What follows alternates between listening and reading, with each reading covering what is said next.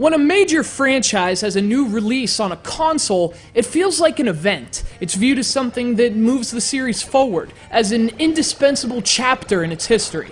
But when a major franchise comes to a portable system, well, the feeling tends to be different. They usually arrive in the form of experimental spin-offs or remakes. Rather than events, they're often incongruous, irrelevant, and insignificant.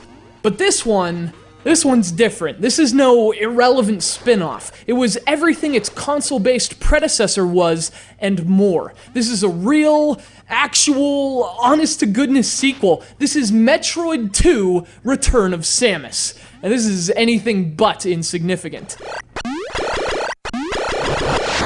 Developed and released exclusively for the Game Boy in 1991, Metroid 2 isn't your typical handheld afterthought. One of the major differences between this title and a game like Metroid Prime Hunters, for example, is that Return of Samus is canon. The story arc of the whole series, including the real sequels for consoles, is built upon foundations that were laid in this puny, puke green, and most importantly, portable game.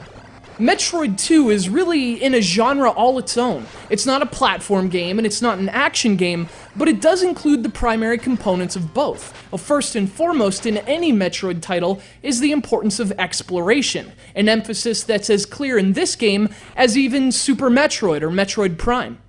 And speaking of which, Return of Samus picks up in the immediate aftermath of the Metroid Prime trilogy. Bounty hunter Samus Aran has prevented the nefarious space pirates from carrying out their plans to harness the power of the dangerous life forms known as Metroids. But to make sure the Metroid threat is over, Samus goes to the species' homeworld, the desolate planet SR-388, to destroy those that remain. Now, in addition to being just about the coolest f***ing story ever, it also sets up both a perfect stage for the eerie, otherworldly isolation so characteristic of the series, and an interesting premise for the gameplay. There are nearly 40 Metroids hiding within the dark, labyrinthine bowels of SR-388, and it's up to you to locate and exterminate.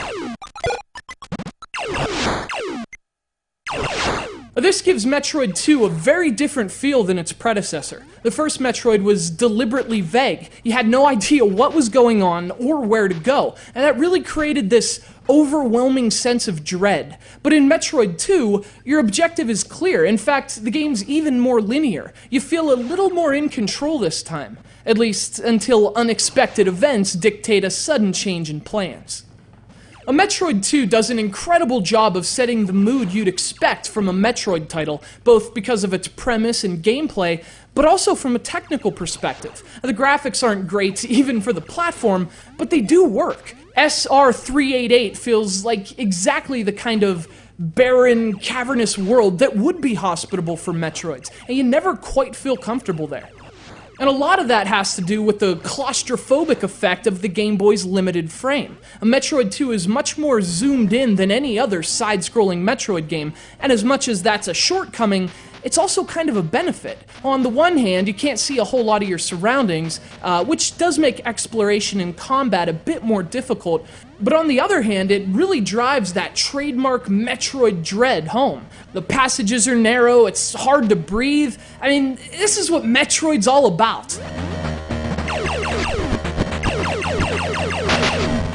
This game is really unique in that it's an essential part of its franchise's lineage. You can't just skip Metroid 2 in the same way Super Mario Bros. 3 goes straight to Super Mario World and skip Super Mario Land, at least in terms of the actual Nintendo lineage. This isn't Super Mario Land. With all due respect to the plumber, Metroid 2: Return of Samus is in a whole different league. A portable title as eerie, as desolate, and as downright Metroid as any you can play on your television.